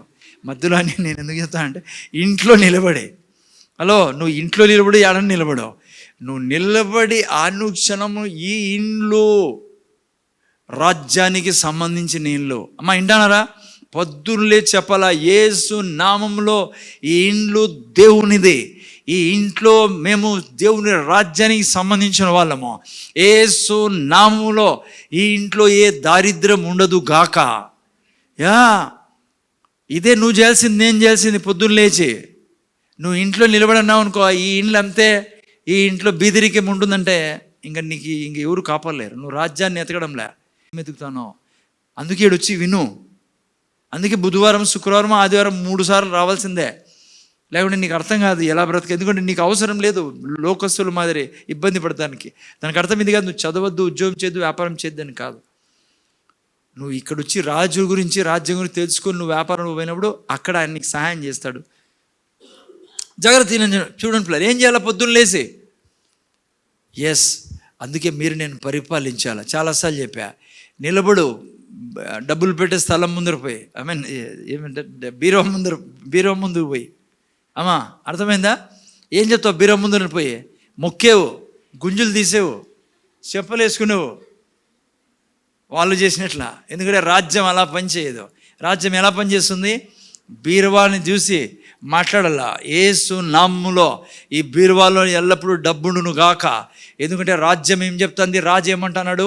నా స్వర్గపు ధననిధి నుంచి నీ ప్రతి అవసరత తీరుస్తానన్నాడు. తండ్రి, నీ కృతజ్ఞతలో ఈ యొక్క బీరువాలో, నా బ్యాంక్ అకౌంట్లో, ఎక్కడెక్కడ డబ్బాల్లో మీరు ఆడోళ్ళు డబ్బాలో దాచిపెట్టుకుంటారో ఈ డబ్బాలు అన్నిట్లో డబ్బు ఉండును గాక. నిజం చెప్తున్నాం పిల్లరా. హలో, నువ్వు పరిపాలించి నిలబడే యేసు నామములో స్వర్గపు ధననిధి నుంచి నా దేవుడు నా ఇంటిని నింపును గాక. 5 రొట్టెలు 2 చేపల్ని మల్టిప్లై, అమ్మా ఏం తెలుగులో ఏమంటారు మల్టిప్లైని? హెచ్చించిన యేసు ప్రభు నామములో లోపల డబ్బు హెచ్చింపబడును గాక. జోక్గా తీసుకోదని రోజు చేయాల్సింది చెప్తున్నాం మీకు. తమాషా కాదు ఇది, నేను చెప్తాను. మీరు ఐ డూ దాట్. నా పిల్లల యొక్క బ్యాంక్ అకౌంట్లో బ్యాలెన్స్ ఎప్పుడూ హైగా ఉండును గాక. జీరో మేము చూడము గాక. ఎందుకంటే మేము రాజ్యానికి సంబంధించిన వాళ్ళము. అర్థమవుతుంది మీకు? కిచెన్ ముందర నిలబడుకొని యేసు నామములో ప్రతి డబ్బాలో సరుకులు ఉండును గాక. గ్యాస్ సిలిండర్ దిక్కు చూసి ఏం చెప్పాలమ్మా సిస్టర్? నువ్వు ఎప్పుడు అయిపోవు గాక. ఇవన్నీ మీరు అదే ఈ రాజ్యంలో ఉండి చేయాల్సిన పని. రాజు ఏమంటున్నాడు? రాజ్యాన్ని వెతుకు, రాజ్యం పనిచేసే విధానం వెతుకు. ఇట్లనే ఈ రాజ్యం పనిచేసేది. నీ నోటి ద్వారా ఈ రాజ్యం పనిచేస్తుంది. ఇంట్లో నిలబడి అనాలా, యేసు నామంలో ఈ ఇంట్లో ఏ వ్యక్తి అనారోగ్య పడడుగాక. ఈ ఇంట్లో ఉన్న ప్రతి వ్యక్తి ఆరోగ్యంతో నింపబడును గాక. భయపడదు బిడ్డ. ఒకవేళ ఏదైనా అనారోగ్యం వస్తా అంటే బహుశా నేను ఇట్లా చెప్తా అంటే వినడం లేదు దేవుడు, బహుశా ఇంకేదో శాపం ఉందేమో. సైతాన్ అంటాడు శాపం ఉంది అందుకే మీ ఇంట్లో ఈ పనులు జరగడం. నో నో నో, అబద్ధం. నువ్వు ఇంట్లో నిలబడి చెప్పాలా, ఈ ఇంట్లో ఉన్న ప్రతి బిడ్డ యేసయ్య తిన్న దెబ్బల చేత ఆరోగ్యంలో ఉండును గాక. ఆరోగ్యం మా ఆస్తి. ప్రతి శరీరంలో ఐడల్ వెయిట్ ఉండును గాక. ప్రతి శరీరంలో ఐడల్ బ్లడ్ ఉండాల్సినంత ఉండును గాక. అలో పరిపాలించాలా. ఇది లేకుండా పొద్దున లేచి ఆడ పరిగెత్తి ఈడ పరిగెత్తి వాడరమ్మన్నాడు ఈడ రమ్మన్నాడు పోయినావా, బోర్లా పడతావు. అది కాదు రాజ్యంలో చేరిన వాళ్ళు జీవించాల్సిన విధానం. ఈ రాజ్యము ఎట్లా ఎత్తకబడుతుందంటే ఇప్పుడు నేను చెప్తానని అది మళ్ళా చెప్తున్నా. లోకంలో ఉండేవాళ్ళు గవర్నమెంట్ దిక్కు చూస్తారు. నా గవర్నమెంట్ దేవుడు. అందుకే యేసుప్రభు అక్కడ అన్నాడో, మీ తండ్రికి తెలుసు మీకేం కావాలో. అన్ని జనుల వలె మీరు చింతించకండి. మీరు చేయాల్సింది ఒకటే, నీతిని ఎట్లా వెతికినా మనం నీతిమంతులము. రాజ్యం పనిచేసే విధానాన్ని వెతకాలా. పొద్దున్నే చెప్పాల, నా పిల్లలు గొప్ప గొప్ప ఆఫీసర్లు అవుదురుగాక, ఐఏఎస్ ఆఫీసర్లు ఐపీఎస్ ఆఫీసర్లు మా ఇంట్లో ఉందురుగాక. నా వంశము నా రక్తమును తాకిన ప్రతి ఒక్కడు ఐఏఎస్ ఆఫీసర్ ఐపీఎస్ ఆఫీసర్స్ అయి డాక్టర్స్ అయి గొప్ప సైంటిస్టులు అయి నా దేశాన్ని నా రక్తం పరిపాలించును గాక. జోక్ కాదు నేను చెప్తాను. అదే నువ్వు రాజ్యంలో ఉన్నావు. రాజ్యంలో ఉన్న నీకు ఈ దీవెనలన్నిటికీ నువ్వు అర్హుడవే. హలో, నువ్వు సింహాసనం మీద కూర్చొని ఉన్నావు, పరిపాలించదాన్ని. నువ్వు చెప్పాలా, పరలోకమందు నీ చిత్తం నెరవేర్చబడినట్లు నా ఇంట్లో ప్రతి బిడ్డలో నెరవేర్చబడును గాక, మా రక్తంలో నెరవేర్చబడును గాక, మా కళ్ళలో నెరవేర్చబడును గాక, వనువులో నెరవేర్చబడును గాక. నా వంశంలో నా పిల్లల్లో నా రాబోయే పిల్లల్లో రోగం అనేది ఎవరి శరీరంలో కూడా ఉండదు గాక. మేము పరిపాలించుదుము గాక. ఆస్తుల్లో మేము జీవించుదుము గాక. అప్పిచ్చే వరంగా ఉందుము గాక. నేను మీకు హలో దేవుని యొక్క సాక్ష్యంతో మీకు చెప్తానా, నువ్వు ఇది చేస్తే నేను ఛాలెంజ్ చేస్తానా నీకు. చూడు కొన్ని నెలల తర్వాత ఎట్లుంటుందని నీ బ్రతుకు. ఇడిచిపెట్టది నా ఉద్యోగము, నా చదువులు, అవన్నీ అవసరము. వాటి మీద ఆధారపడకో. నువ్వు ఉద్యోగం చదవాల్సింది ఎందుకు తెలుసా? నువ్వు ఐఏఎస్ ఐపీఎస్ ఆఫీసర్ అయ్యి దేవుని యొక్క మహిమ కొరకు. చింతతో చదవద్దు. ఇక్కడ రా ఫస్ట్. ఇక్కడ దేవునికి సమయమే. ఆడ చదువుకొని నువ్వు సక్సెస్ అవుతానే ఉండే అది భూసా నువ్వు చేస్తాండేది. భూసా అంటే మరి తెలుగు పొట్టు, అర్థమవుతుందా? చెయ్యికట్లా. ఇక్కడ రా, రాజు గురించి విను. నువ్వు ఎవరో తెలుసుకో, నీలో ఎవరున్నారో తెలుసుకో, నువ్వు ఎవరో తెలుసుకో. పరలోక రాజ్యానికి నువ్వు వెలుగే ఉన్నావు, ఈ ప్రపంచానికి. క్లెయిమ్ చేయి, నేను వెలుగును తండ్రి. నేను కాళ్ళు పెట్టిన ప్రతి చోట ప్రజలు నా ద్వారా వెలుగు చూచుదురుగాక. ఇది రాజ్యాన్ని వెతికే మార్గం. నువ్వు అన్నావు అనుకో, సండే రాలనా, మా మామది పెళ్ళే ఈరోజు, పో పెళ్ళికి. అమ్మా ఏది వడ్డీతో సహా తీసుకుంటాడు వాడు. నువ్వు పోతానంటే అంటాడు, ఒక్కొక్క అర్ధగంట ముందర అబ్బా ఇప్పుడే తీసుకొని పోయేవాడు. ఎవడో వచ్చి 2 లక్షలు నీకోసం అనుకోంటే నీకు కావాల్సి వస్తాయని. అప్పుడు నీకు నక్షత్రాలు కనపడతాయి. ఎవరిని నమ్ముకున్నా ఇంతేనా అని ఇప్పుడు పాట పాడతావా? ఏదో సినిమాలో పాడినట్లుగా. వద్దు, ఆ డ్రామాలన్నీ స్టాప్ చేయాలి. మనం అసలుగా ఆ రాజ్యానికి సంబంధించిన వాళ్ళమే కాదు. నీ దగ్గర రాళ్ళు ఎవరన్నా, బ్రదర్ 1,00,000 రూపాయలు కాలా తీసిపో బ్రదర్, వడ్డీ ఎంత, వడ్డీ వద్దు, ఎట్లే తీసిపో. ఎప్పుడు ఇస్తావు? 6 నెలల తర్వాత ఇస్తావు, 9 నెలల తర్వాత ఇపో. వాడు పడిపోలా దమా అని ఆడే ఈ మాటలు విని. ఎవరు? నీ బంధువు. వాళ్ళ మాదిరి అనొద్దు, వాళ్ళ మాదిరి అనమను. ఏంది ఇప్పుడే ఒక అర్ధగంట ముందు వచ్చిన బాగుండేది నువ్వు అని. నాకు చాలా అసహ్యం వేస్తుంది అట్లా మాటలన్నీ. ఎందుకు తెలుసా ఇట్లా మీకు చెప్తాండి, ఇది కోట్లకు ఆస్తి నీ మీద ఉంది. దేవుడు ఏమన్నాడు తెలుసా? నా వారసుడివి నువ్వు, క్రీస్తుతో పాటు నువ్వు జత వారసుడివి. బీదరికం మన కొరకు చచ్చిపోయింది, ఓటమి చచ్చిపోయింది. నువ్వు భయపడి అక్కడ ఇక్కడ పరిగెత్తి ఈ పరిస్థితికి వచ్చావు. లేయి, పొద్దున్నే రాజ్యం చేయి. ఆర్థిక సమస్యలు పొద్దున్నుంచి సాయంత్రం వరకు ఎక్కడ తిరిగినా అనుక్షణం నోటు తెరిచి పరిపాలించో. తీసుకురా పైనటువంటి కిందికి. సండే రాండి మర్చిపోకుండా, ఎందుకంటే అక్కడ ఆ పోషన్ ఇదే. ఇప్పుడు కలపకూడదు కదమ్మా దివ్య, టైం తక్కువ ఇద్దండి, ఫుల్ టైం కావాలి నాకే. ఆదివారము పిల్లల ప్రోగ్రామ్స్ ఉన్నాయంట, అయినా పర్లే, 2 అయినా పర్లే, ఇడిచిపెట్టకూడదు. ఆదివారం మీకు చెప్తాను ఎందుకు నేను చెప్పమంటాను మీకు నోరు తెరిచి.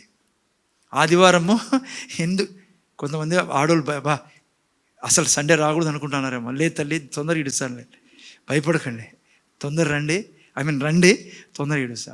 కానీ ఆదివారం మీకు చెప్తాను ఎందుకు మీ పాస్టర్ మాటికి ఇవన్నీ చెప్తాడు ఇక్కడ నిలబడి, చెప్పు మాట్లాడని. ఆదివారం మీకు చెప్తా, ఓకేనా? ఇప్పుడు 2వ పార్ట్లోకి వస్తాను మనం. రాజ్యం వెతికేది అది, ఓకేనా? ఇంకెప్పుడు అనొద్దండి ఆ గవర్నమెంట్ ఈ గవర్నమెంట్. ఓకే, ఓటు వేయాల, పోయి వేయండి, మంచిదే, ఇవన్నీ చేయాలి మనము. కానీ హలో, స్వర్గాన్ని షార్ట్ చేయొద్దు. ఆయన జలమంత్రి నాకు జలం ఇస్తాడు ఇంట్లో, కానీ జలమంత్రికి నువ్వు జలం ఇవ్వాలా ఈడ కూర్చొని? జలమంత్రే కదా అనేది అతన్ని, కాదా? నీళ్ళ మంత్రే, నీటి పారుదల శాఖ, ఇట్లా అటువంటి మనకు రావు, అంత పెద్ద తెలుగు రాదు మనకి. హలో, జలమంత్రి, కొద్దిగా హిందీ కలుపుతాం కాబట్టి అట్లా. ఓకే, ఎనీహో చూడండి ఏమంటాడు. హలో, అర్థమవుతుందనైనా మీకు? నువ్వు నేను, అందుకే బైబిల్ వచ్చి 91వ కీర్తన చూడండి. నువ్వు నేను ఎట్లా పరిపాలించాలో 91వ కీర్తన 9 నుంచి చదవండి. ఎవరన్నా పెట్టినైనా. యెహోవా నీవే నా ఆశ్రయమని. ఎందుకంట నీ మీదకి ఏమీ రాదు విపత్తి. ఎందుకు నీకు అన్ని దేవుడు ఇస్తాడంట? ఎందుకంటే యెహోవా నీవే నా ఆశ్రయం అని నీవు 9వ వాక్యం పెట్టరా నాయనా, 91:9 చూడండి. యెహోవా నీవే నా ఆశ్రయం అని నీవు మహోన్నతుడైన దేవునిని నీకు ఏం చేసుకున్నావు? నువ్వు యాడ్ నివసిస్తాను, దేవుణ్ణిలో నివసిస్తాను నువ్వు. అందుకే రాయబడింది, నీవు మహోన్నతుడైన దేవుని నీకు. నువ్వు దేవుణ్ణిలో నివసించి నాకు జలంలే, ఇడ్లీ ఏమైనా తిండిలే, బట్టలే, మన మామ ఆస్తిలే, మా చిన్న నీలే, ₹3 అంటాడు వడ్డీ. ఎందుకు ఇంక చెప్పకూడదులేండి నాకు. హలో, 10వ వాక్యం చదవండి, ఏం రాబడింది? నీవు యెహోవా దేవుని నివాసస్థలంగా చేసుకున్నావు కాబట్టి నీకు అపాయం ఏమీయో, ఏ తెగులు నీ గుడారమును. ఎందుకంటే నువ్వు నివసిస్తానేది ఆయనలో, ఆయన నీ ఇంట్లో. నువ్వు ఈడ అప్పుల్లో ఉన్నావు. పొద్దున్నే లేచి నిలబడి చెప్పు, ఇంట్లోకి నిలబడి, లేదంటే అనుక్షణం ఎక్కడ కాలు పెట్టిన దినమంతా నువ్వు చెప్పాలి, అపాయం ఏమీ రాదు నా కుటుంబానికి, ఏ తెగులు మాకు రాదు. నువ్వు నోరు తెరిచి పలికినప్పుడు నువ్వు పరిపాలిస్తావు. ఆ తర్వాత చూడు, నీ మార్గములన్నింటిలో నిన్ను కాపాడుటకు ఆయన నిన్ను గూర్చి తన దూతలకు ఆజ్ఞాపించును. నీ పాదములకు రాయి తగలకుండా నిన్ను తమ చేతుల మీద ఎత్తి పట్టుకుందరు. నువ్వు సింహములను పాములను త్రొక్కెదవు. ఎందుకంటే నువ్వు దేవునిలో నివసిస్తాండేదే ఉండొచ్చు ఈ భూమి మీద. కానీ మన రాజ్యం వేరు, మన రాజు వేరు, మనకు సప్లై వేరు, వచ్చే విధానం వేరు. లోకస్తుల మాదిరి కాదు మనం. ఓకే, సో ఈ విధంగా మనం దేవుణ్ణి ఎతుకుతున్నాం పిల్లరా. దేవుణ్ణి వెతికే విధానం ఇదే. ఓకే, ఆ తర్వాత రెండో పార్ట్, నేను టైం తక్కువ ఉంది కాబట్టి చూడండి ఏం రాయబడిందంటే, రెండవది నేను ఈరోజు నేర్చుకొస్తుంది, ఎలా ఈ రాజ్యము పనిచేస్తుంది. How this Kingdom operates, how this Kingdom operates. బాగా నన్ను ముందర చూడండి పిల్లరా. ఈ రాజ్యము, నువ్వు నేను ఆల్రెడీ ఉన్నాము, దేవుని రాజ్యము. ఈ రాజ్యంలో పనిచేసే విధానం, మన భారత రాజ్యం పనిచేసే విధానం ఉంది మనకు. ఓకే, దాని గురించి జ్ఞానం కలిగి ఉండాలి. ఈ రాజ్యంలోకి రండి. ఈ రాజ్యము పనిచేసే విధానము విశ్వాసము ద్వారా. By faith this Kingdom operates. By faith, విశ్వాసము ద్వారా ఈ రాజ్యము ప్రతి క్షణము పనిచేస్తూ ఉంటుంది. ఓకే, ముందు చూడండి. ఈవెన్ నువ్వు ఈ రాజ్యంలోకి ఎలా ప్రవేశించావు తెలుసా నీకు? విశ్వాసం ద్వారా ప్రవేశించావు. ఎలా ప్రవేశించావు దేవుని రాజ్యంలోకి? యేసుప్రభు అన్నాడు కదా నికోదేముతో, నువ్వు ఈ రాజ్యంలో ప్రవేశించాలంటే ఏం చేయాలా? ఒకడు క్రొత్తగా జన్మిస్తేనే నువ్వు ఈ రాజ్యంలోకి ప్రవేశిస్తావు. ఓకే, అప్పుడు ఎలా మనం ప్రవేశించాం? ఏ రోజు యేసు ప్రభుని నువ్వు రక్షకుడుగా ప్రభుగా స్వీకరించావో ఆ రోజు నువ్వు ఏం చేసావు? ఈ రాజ్యంలోనికి ప్రవేశించావు. ఈవెన్ లిటరలీ నువ్వు జన్మించావు ఈ రాజ్యంలోకి. You are born of God, you are born into the kingdom of God. Okay, నీలో రాజ్యం ఉంది, ఎందుకంటే నువ్వు రాజ్యంలో పుట్టావు, రాజ్యానికి సంబంధించిన వ్యక్తివే. ఎప్పుడు? నువ్వు యేసుక్రీస్తుని ప్రభుగా రక్షకుడుగా అంగీకరించిన తర్వాత. ముందు చూడండి, ఇప్పుడు నువ్వు ఏ రీతిగా ఈ రాజ్యంలోనికి విశ్వాసం ద్వారా ప్రవేశించావో, ఇప్పుడు నేను వినాలా, ఇప్పుడు నీ జీవితంలో ప్రతిదీ విశ్వాసం ద్వారానే వచ్చేది. ఈ రాజ్యము పనిచేసేది విశ్వాసం ద్వారా. ఓకే, ఎలా? జస్ట్ ఇంకో ఎగ్జాంపుల్ ఇచ్చి మేము ముందు. ఉదాహరణకు చూడండి, పేతురు రాత్రంతా శ్రమ పడ్డాడు, కష్టపడ్డాడు, చేపలు పట్టలేదు పిల్లరా. అర్థమైందా? ఎప్పుడైతే యేసు ప్రభువుని కలుసుకున్నాడో, అదే చెరువులో, చెరువైనా రాయబడింది అది తెలుగులో, ఓకే సముద్రం, ఓకేనా? అదే సముద్రం కాదు కదా, నది. ఓకే, నది. అదే నదిలో మీరే ముందు చూడండి. చేపలు పట్టే వాళ్ళు అందరూ చేపలు పట్టకపోయినారు. ఆ నదిలో చేపలు లేవు పిల్లరా. ఆ నదిలో ఏం లేవు? చేపలు లేవు.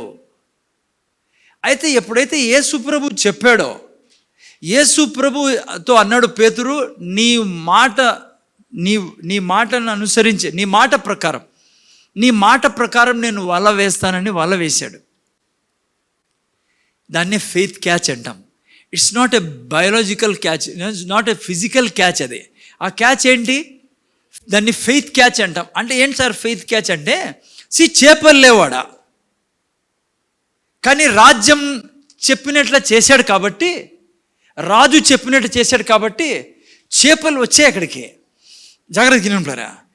Faith catch. ఈ రాజ్యం పనిచేసేటట్లు విశ్వాసం ద్వారా, విశ్వాసం క్యాచ్ అది. ఈ లోకంలో పేతురులాగా నీకు డబ్బులు లేవు, ఇంతవరకు నీ దగ్గర డబ్బులు లేవు, చేపలు లేనట్లుగా, ఆరోగ్యం లేదు, సమాధానం లేదు, లైక్ కష్టాల్లో సమస్యల్లో ఉన్నావు, ఈ లోకంలో నువ్వు జీవిస్తావండి. కానీ దేవుడు చెప్పినట్లు నువ్వు ఆయన వాక్యానుసారం చేసినావు అనుకో, పేతురు చెప్పినట్లుగా ఈ లోకంలో నీకు కావాల్సింది క్యాచ్ చేసుకుంటావు నువ్వు. అర్థం కాలేదా? కొంతమంది ఉదాహరణకి లైక్ పేతురు లేదాడా, కానీ యేసుప్రభు చెప్తే పుట్టింది. సో అట్లే ఈ లోకంలో నీ దగ్గర డబ్బు లేదు, నీ దగ్గర ఆరోగ్యం లేదు, లేకుంటే ఉద్యోగం లేదు, లేకుంటే ఏమన్నా సరే లేదు, కానీ నువ్వు పేతురులాగా విశ్వాసాన్ని చూపించావు అనుకో, నువ్వు చెప్తున్నావు కాబట్టి వేస్తానని, నీకు పుడుతుంది ఈ లోకంలోనే నీకు కావాల్సిందేది. కారణము నీ విశ్వాసాన్ని చూపించడం వల్ల, because of your faith. So పేతురు తెచ్చుకోండేది ఆ క్యాచ్, ఫెయిత్ క్యాచ్, అది విశ్వాసం ద్వారా. ఈ రాజ్యంలో నువ్వు నేను ఏదన్నా తెచ్చుకోవచ్చు పిల్లరా. ఎందుకంటే ఆయనకు అసాధ్యమైంది ఏదీ లేదు, ఆయన ఇయ్యలేనిది ఏంది లేదు. ఆల్రెడీ యేసుక్రీస్తు ఆదివారం చూసుకుంటే అన్నీ మీకు నాకు ఇవ్వబడి ఉన్నాయి. ఓకేనా? దీన్ని అర్థం చేసుకున్నానికి జస్ట్ ఈ రాజ్యము విశ్వాసంతో నడుస్తుందని చెప్పేదానికి 2 చిన్న చిన్న స్టోరీస్ బైబిల్లో నేను చెప్తాను మీకు. టైం కూడా మేనేజ్ చేయాలి నేను. మార్క్స్ వార్త 10వ అధ్యాయం, తొందర చదవండి. ఇక్కడ 10వ అధ్యాయం 17వ వాక్యం నుంచి చదవండి ఎవరన్నా. ఆయన బయలుదేరి మార్గంలో పోచుండగా, యేసు ప్రభు మార్గంలో పోతున్నాడు. విశ్వాసం ద్వారా ఈ రాజ్యం నడుస్తుంది పిల్లరా. ఓకే, అది ఆ ఉదాహరణ చెప్తున్నా. ఆయన బయలుదేరి మార్గంలో పోచుండగా ఒకడు పరుగెత్తుకుని వచ్చి ఆయన ఎదుట మోకాళ్ళుని సద్బోధకుడా నిత్య జీవమునకు వారసుడగుటకు నేనేమి చేయుదునని ఆయన అడిగాను. ఓకే, చదువు. యేసు, నన్ను సత్పురుషుడని ఎలా చెప్పుచున్నావు? దేవుడు ఒక్కడే గాని మరి ఎవడును సత్పురుషుడు కాడు. నరహత్య చేయవద్దు, వ్యభిచరింపవద్దు, దొంగిలవద్దు, అబద్ధ సాక్ష్యం పలుకవద్దు, మోసపుచ్చవద్దు, నీ తల్లిదండ్రులను సన్మానింపుము అను ఆజ్ఞలు నీకు తెలియను కదా అని అతనితో చెప్పాను. జస్ట్ ఎక్స్ప్లెయిన్ చేయండి. ఈయన ధనికుడు, యవనస్తుడు, యంగ్ రిచ్ రూలర్ అని ఇంగ్లీష్లో రాయబడింది. యవనస్తుడు, గొప్ప ధనికుడు వచ్చి యేసుప్రభు దగ్గరికి పరిగెట్టుకుంటూ వచ్చి యేసుప్రభు దగ్గర మోకరిల్లి ఎంతో గౌరవంతో, మంచోడు. ఓకే, అయితే జరిగింది ఏం చూడండి ఈ వ్యక్తి జీవితంలో. ఫెయిత్ గురించి నేర్చుకుంటాం. రాజ్యంలో ప్రవేశించాలంటే ఏం కావాలా? ఫెయిత్, విశ్వాసంతో మనం ప్రవేశించాం రాజ్యంలోకి. ఇప్పుడు ఈ రాజ్యంలో నీకు ఏం పొందుకోవాలన్నా ఏం కావాలా? విశ్వాసమే కావాలా. ఈ రాజు నుంచి నీకు తెచ్చుకోవాలంటే విశ్వాసం కావాలా. విశ్వాసం ఉంటే ఏదైనా నువ్వు తెచ్చుకోగలవు. ఇక్కడ విశ్వాసం గురించి ఒక విషయం చూస్తాం చూడండి. ఈ వ్యక్తి వచ్చి యేసుప్రభుతో అన్నాడు, అయ్యా దేవుని రాజ్యంలో నేను ప్రవేశించాలంటే ఏం చేయాలా అన్నాడు. అన్నప్పుడు యేసుప్రభు అన్నాడు, నీకు తెలిసిందే కదా, పోయి 10 ఆజ్ఞలను నువ్వు పాటించమన్నాడు. 10 ఆజ్ఞలు చేయమన్నాడు. ఓకే, 10 ఆజ్ఞలు చేస్తే ఏమైంది? 10 ఆజ్ఞలు చేస్తే ఏమవుతుంది? స్వర్గరాజ్యంలోకి వెళ్తావు. యాక్చువల్ కొద్దిగినండి, ముందర చూడండి. ఎస్, దేవుడు 10 ఆజ్ఞలు ఇచ్చింది ఎందుకో తెలుసా? స్వర్గానికి వెళ్ళేదానికి. అంటే యేసు ప్రభు లేకుండా కూడా నువ్వు 10 ఆజ్ఞలు పాటిస్తే ఎక్కడికి వెళ్ళచ్చు? స్వర్గానికి వెళ్ళచ్చు. కానీ నువ్వు 10 ఆజ్ఞలు పాటించలేవు. ఈ సృష్టిలో ఎవడు 10 ఆజ్ఞల్ని పాటించలేడు.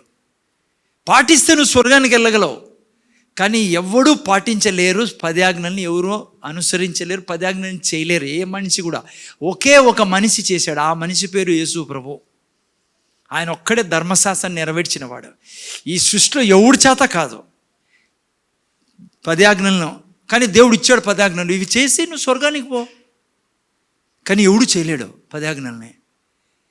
మనం మీరు అనొచ్చు, భరతి ఇచ్చింది ఎందుకో? చేయలేకుంటే ఎందుకు ఇచ్చాడు 10 ఆజ్ఞలు? 10 ఆజ్ఞలు ఎందుకు ఇచ్చాడంటే నువ్వు పాపివని నీకు చూపించడానికి ఇచ్చాడు. ఇలాంటి మనిషి ఒప్పుకోడు కదమ్మా. ఈ 10 ఆజ్ఞల్ని తెలుసు కదా. 10 ఆజ్ఞలు ఎప్పుడు ఇచ్చాడు దేవుడు? ఏళ్ళతో రాసి ఇచ్చాడు, పలకలు ఇచ్చాడు. ఈ 10 ఆజ్ఞల సారాంశమే ధర్మశాస్త్రం అంటాం. ఓకేనా? నువ్వు చేసేకపోయినప్పుడు 10 ఆజ్ఞల్ని నువ్వు చేయలేవు, ఏ మనిషి చేయలేడు. కానీ ఈయన అంటున్నాడు, నేను ఇవన్నీ చిన్నప్పటి నుంచే చేస్తానన్నానే. ఎవరో ఈ వ్యక్తి, పౌలులాగా. మీరు బైబిల్లో చూస్తే పౌలు కూడా ఈ ధీమా ఉండేది. నేను పరిచయును 10 ఆజ్ఞలను నేను నెరవేరుస్తానని. కానీ ఏ రోజు యేసు ప్రభువుని రక్షకుడుగా అంగీకరించాడో అతనికి అర్థమైంది, నేను 10 ఆజ్ఞలను పాటించలేను. ఈవెన్ 9 ఆజ్ఞలు పాటించినా 10వ ఆజ్ఞ ఎవరి చేత కాదు పాటించదు అంటాడు పౌలు. 10వ ఆజ్ఞ ఏంటి? నీ హృదయంలో, బయట అన్నీ చూపించచ్చు మిగతా ఆజ్ఞలు, తల్లిదండ్రులు గౌరవించడము, పెద్దలు గౌరవించడము, హత్య చేయకుండా ఉండడము, ఈ ఆజ్ఞలు. కానీ ఒక ఆజ్ఞ ఉంది, హృదయంలో కూడా నువ్వు చెడ్డ ఎవరి గురించి ఆలోచించకూడదు. ఉన్నాడో ఎవరైనా భూమి మీద అట్లా? అందుకే ఎవ్వరి చేత కాదు.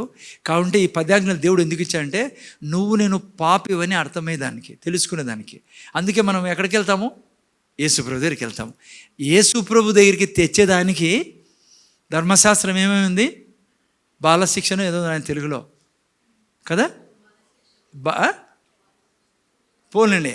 అది మాస్టర్ మిమ్మల్ని తీసుకొచ్చేదానికి యేసుప్రభు దగ్గరికి, ఎందుకు ఎవరి చేత కాదు. ఓకే, పాయింట్ ఏంటంటే ఈ వ్యక్తి ఏమంటున్నాడు, నేను 10 ఆజ్ఞల్ని పాటిస్తానా చిన్నప్పటి నుంచి, బాల్యం నుంచి. ఇక యేసుప్రభుకి ఏం చేయాలా? ఈ వ్యక్తికి పిన్ను పొడసాల ఇవ్వడం, నువ్వు పాటించడం లేదురా అని. దానికి ఏం చేయాలా? తెలుగులో ఏమంటారు? పించ్ చేయాల, పించ్. అందుకనే చూడండి 20వ వాక్యంలో ఏమన్నాడు, చదువునైనా. అందుకతడు నేను చదువుతాను చూడు. అందుకతడు బోధకుడా, బాల్యం నుండి ఇవన్నీ అనుసరించుచునే ఉంటునని చెప్పాను.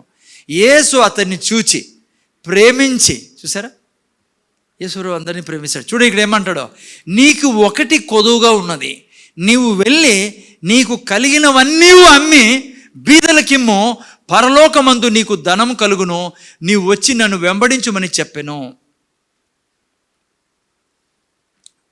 ఇది తీసుకొని చాలామంది క్రైస్తవులు చాలా మిస్అండర్స్టాండింగ్ చేసుకునే వాక్యం ఇదే.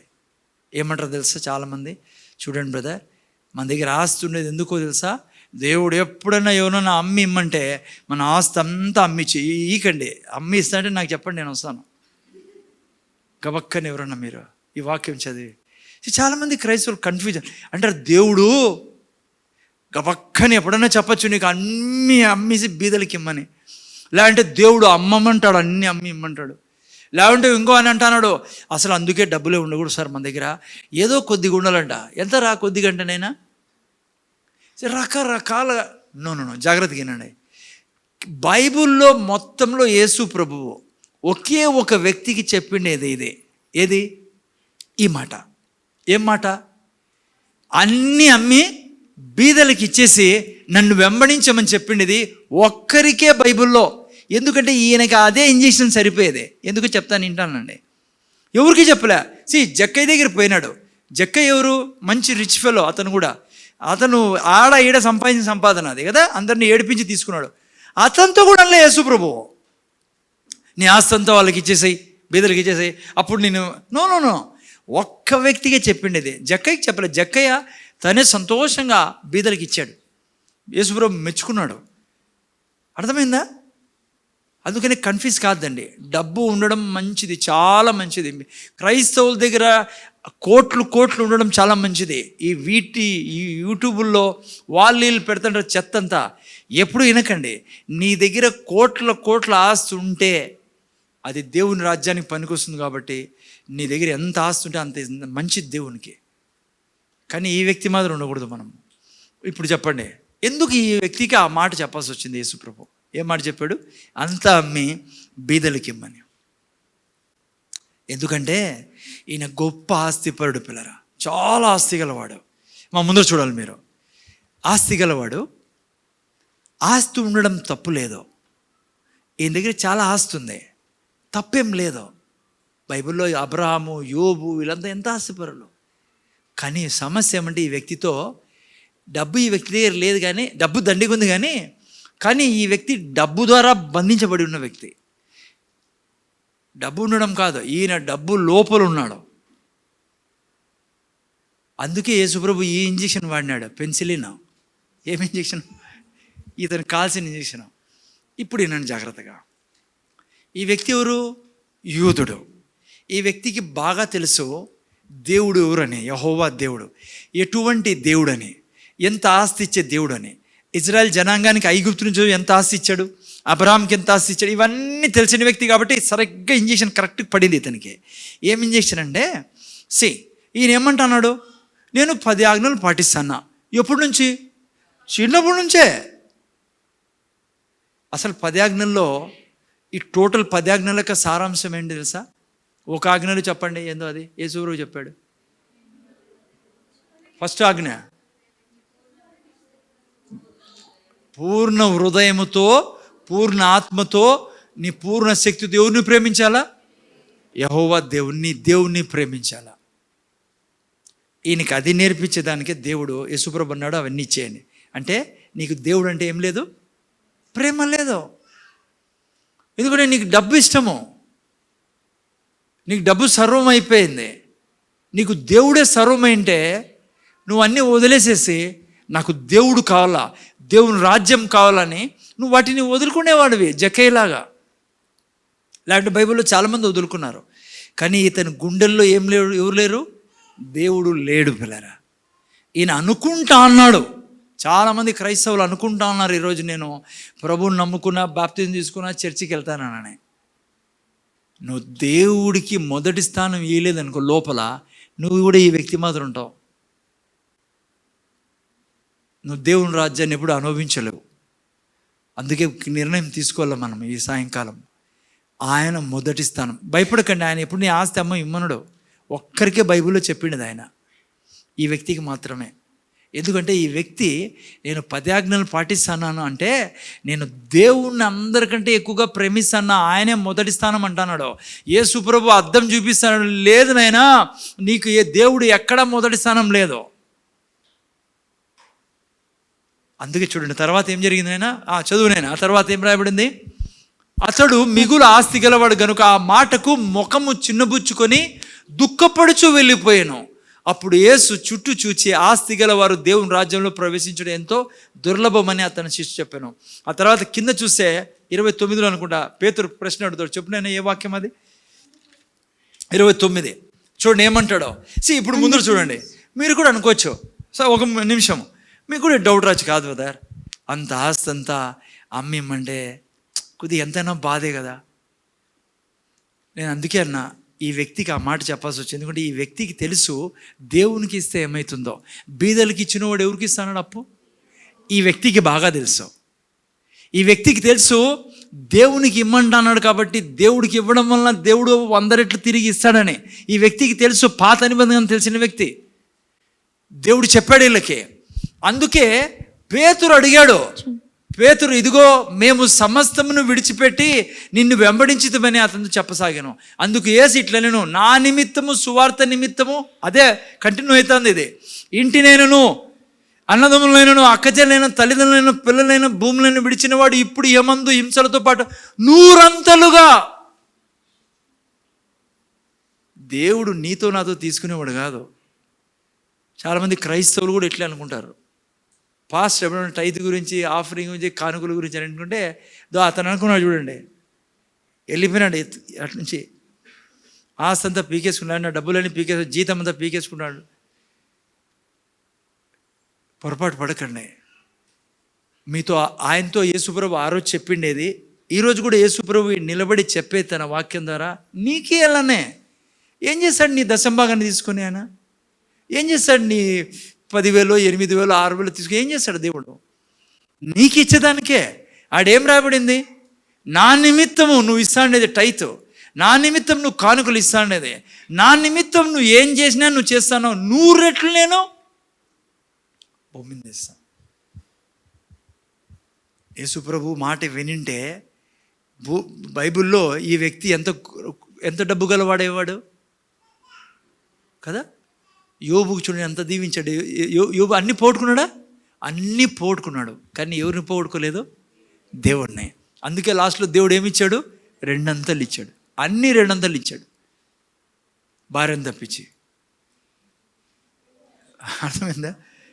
హలో, భార్య వద్దు, భార్య గవక్కని అన్నీ 2 అంతలు అంటే మళ్ళా హలో. ఇంకో చిన్నది స్టోరీ చెప్పి ముగిస్తాను మీకు, 2 నిమిషాలు 3 నిమిషాలు. ఎందుకంటే మీరు అర్థం చేసుకోవాలా, ఫెయిత్లో రాజ్యం నడుచు. ఫెయిత్ అంటే ఇక్కడ ఏం లేదు, ఈ వ్యక్తికి అందుకే ఏ దాంట్లో ప్రవేశించలేదు, రాజ్యంలో వెళ్ళిపోయా. నరకంలో ఉన్నాడేమో మహానుభావుడు కదా. అంతే మళ్ళీ యేసుప్రభు అంటాడు, రాజ్యంలో ప్రవేశించుట అసాధ్యం. ఈ వ్యక్తి అసాధ్యం ప్రవేశించి, ఎందుకంటే ఈ వ్యక్తికి దేవుడు కావాల్సింది ఏం కావాలా, డబ్బు కావాలా, ప్రవేశించాలి ఆ వ్యక్తి. రెండో చూడండి, విశ్వాసం ద్వారా ఈ రాజ్యం నడుస్తుంది అనేదానికి జస్ట్ 2 నిమిషాలు ముగిస్తాను. మత్తయి సువార్త 20 అధ్యాయం 1 నుంచి చదవండి, రాజ్యం ఎట్లా పనిచేస్తుందో. జస్ట్ ఇమీడియట్గా ముగిస్తాను. ఎలాగనగా పరలోక రాజ్యము ఒక ఇంటి యజమానుని పోలి ఉన్నది. అతడు తన ద్రాక్ష తోటలో పనివారిని కూలికి పెట్టుకున్నట్టుకు ప్రొద్దున బయలుదేరి. అమ్మా, దేవుని రాజ్యం ఎట్లా పనిచేస్తుంది ఇక్కడ రాయబడింది, ఎట్లా పనిచేస్తుందో రాజ్యం గురించి చెప్పబడింది. కిందికి పెట్టరా బంగారు, చూడండి కిందికి, అదే ఒకటో వాక్యం పెట్టినైనా. ఇప్పుడు చూడండి, ఇక్కడ ఏమున్నాడు, ఒక యజమాని ఉన్నాడు, అతని దగ్గర ఏముందమ్మా, ద్రాక్ష తోట ఉంది. అతడు తన ద్రాక్ష తోటలో పరివారిని కూలికి పెట్టుకున్నట్టుకు ప్రొద్దున బయలుదేరి దినమునకు 1 దేనారం చొప్పున పనివారితో ఒడబడి తన ద్రాక్ష తోటలో పనివారిలోనికి వారిని పంపెను. వినండి, ముందు చూడండి, ఇక్కడ ఏం జరుగుతుందంటే, ఒక యజమాని అంటే యాక్చువల్లీ యేసుప్రభు చెప్తాడు రాజ్యం ఎట్లా పనిచేస్తుందో. ఒక యజమాని పోయి, వినండి, పనిచేసే వాళ్ళతో అక్కడ వాళ్ళకి పనికి పిలిచాడంట. పనికి పిలిచి, నా తోటలో, ముందు చూడాలి బ్రదర్, తోటలో పని చేసేకి రండి, ద్రాక్ష తోటలో 1 దేనారం ఒడంబడిక అయింది, కాంట్రాక్ట్ తీసుకున్నారు. ఎంతమందో తెలుసు, 10 మందో 20 మందో మనకు తెలుసు. కాంట్రాక్ట్ తీసుకొని రాసుకున్నారు, 1 దేనారంతో లెక్క కాంట్రాక్ట్ అయ్యి పనికి పోయినారు. వీళ్ళు చాలా బ్రహ్మాండమైన ప్యాసేజ్ ఇది. పనికి పోయినారు.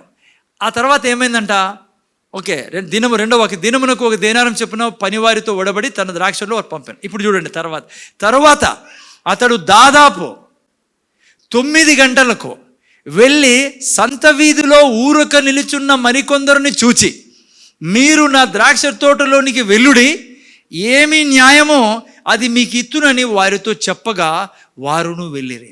ఎన్ని గంటలకి? 9 గంటలకి. పైనోళ్ళు కాంట్రాక్ట్ మీద పోయినారు. ఎంతకి? 1 దేనారానికి.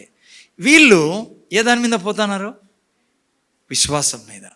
ఓకే, ఇక్కడ కిందికి దాదాపు 12 గంటలకు 3 గంటలకు అతడు మరలా అలాగే చేసాను. అమ్మా, అర్థమైందంత స్టోరీ ఎవరికన్నా? ఈ యజమాని మళ్ళీ ఏం చేశాడు, 9 గంటలకు పోయినాడు. అక్కడ పని లేకుండా చాలామంది నిలబడుకుంటే, రండి నా తోటలో పని చేసేకి పోండి, మీకు నేను న్యాయంగా ఏం చేయాలో చేస్తానన్నాడు. వాళ్ళు 9 గంటలకు వెళ్ళిపోయారు కొంతమంది. మళ్ళీ 12 గంటలకు రోడ్లోకి పోయి 12 గంటలకి ఆడ కొంతమంది నిలబడుకుంటే వాళ్ళకి అంటున్నాడు, మీరు పోండి పని చేసేదానికి. వాళ్ళంతా ఏం చేస్తున్నారు, కామ్గా ఏం చెప్పకుండా పనికి పోతున్నారు. మళ్ళీ 3 గంటల తర్వాత 12 తర్వాత మళ్ళీ 3 గంటలకి అతడు మళ్ళీ అలాగే చేసాను.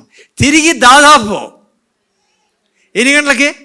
5 గంటలకు మరికొందరు నిలిచి ఉండగా చూచి, ఇక్కడ దినమంతా మీరు ఎందుకు ఊరికనే నిలిచి ఉన్నారని వారిని అడుగగా, వారు ఎవడునూ మమ్మను కూలికి పెట్టుకొని లేదనిరి. అందుకు అతడు, మీరును నా ద్రాక్ష తోటలోనికి వెళ్ళుడనెను. వాళ్ళను పంపించే ఎంతసేపు ముందు? గంట ముందు. అంటే 6 గంటల నుంచి సాయంత్రం 6 గంటల వరకు పని జరగాల. ఒక అర్థమైందని ఆయన చాలామందిని పొద్దున్నే 6 గంటలకి పంపించాడు. ఎక్కడికి? దీంట్లోకి. ఆ తర్వాత 9 గంటలకి, 12 గంటలకి, 3 గంటలకి, లాస్ట్కి 1 గంట ముందర. చూసారా? ఈ రాజ్యము ఏదంతా నడుస్తుంది. వీళ్ళందరూ ఎందుకు పోయినారు పనికి? విశ్వాసంతో. వాళ్ళు అడగలా నువ్వు మాకు ఎంత ఇస్తావు, ఏం చేస్తావని. వాళ్ళు ఎందుకు పోయారంటే, ఈ వ్యక్తి మంచోడు, మాకు మంచి చేస్తాడు అని వెళ్ళారు. అందుకే ఏమైంది, తర్వాత సాయంకాలం అయినప్పుడు ఆ ద్రాక్ష తోట యజమానుడు తన గృహ నిర్వాహకుని చూచి పనివారిని పిలిచి, చివరి వచ్చిన వారు మొదలుకొని మొదట వచ్చిన వారి వరకు వారికి కూలి ఇమ్మని చెప్పాను. దాదాపు 5 గంటలకు కూలి కుదిరిన వారు వచ్చి ఒక్కొక్క దినారం చొప్పున తీసుకునిరి. 1 దినారం ఎవరి కోసం మాట్లాడినది? పొద్దున్న వచ్చిన వాళ్ళ కోసం. మొదట వారు వచ్చి తమకు ఎక్కువ దొరుకును అనుకునేరు, కానీ వారికి 1 దనారం చొప్పునని దొరికిను.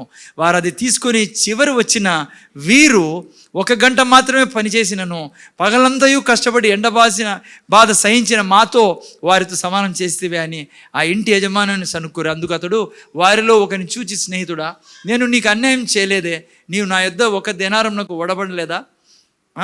ఓకే, నీ సొమ్ము తీసుకొని పొమ్ము, నీకు ఇచ్చినట్లే కడపటి వానికి ఇచ్చుటకు నాకు ఇష్టమైనది.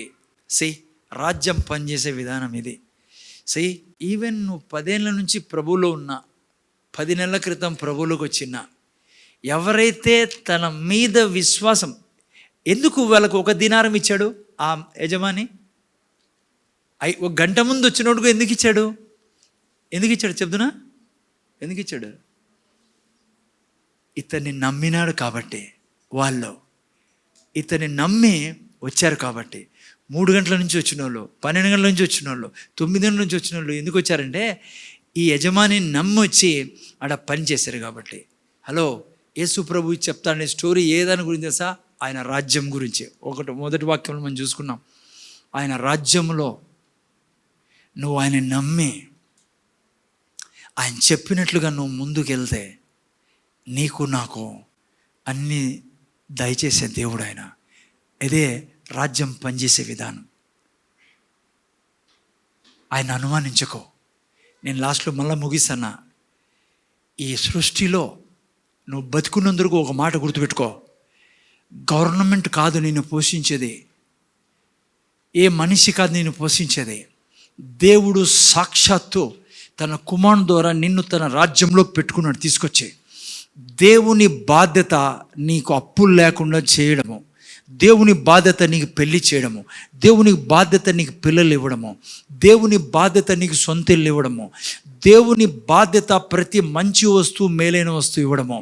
నువ్వు 2 పాయింట్లు గుర్తుపెట్టుకో. మొదటిది, ఎత్తుకాల రాజ్యాన్ని ఎట్లా ఎదుగుతావు? ఆయనతో ఉండాలి, ఆయన వాక్యం చదవాలి, ఆయన వాక్యం వినాలా, ఆయనతో ప్రార్థనలో ఉండాలా, ఆయనతో రిలేషన్షిప్లో ఉండాలా. ఒకటి ప్రతి క్షణం. రెండోది ఏం నేర్చుకున్నాం? విశ్వాసం చూపిస్తాను. అలా విశ్వాసం ఎట్లా చూపిస్తావు? విశ్వాసాన్ని నోటితో మాట్లాడడం ద్వారా. విశ్వాసాన్ని ఎట్లా చూపిస్తావు?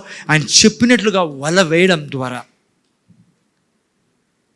ఇది నేను ఛాలెంజే చెప్తున్నా మీకు.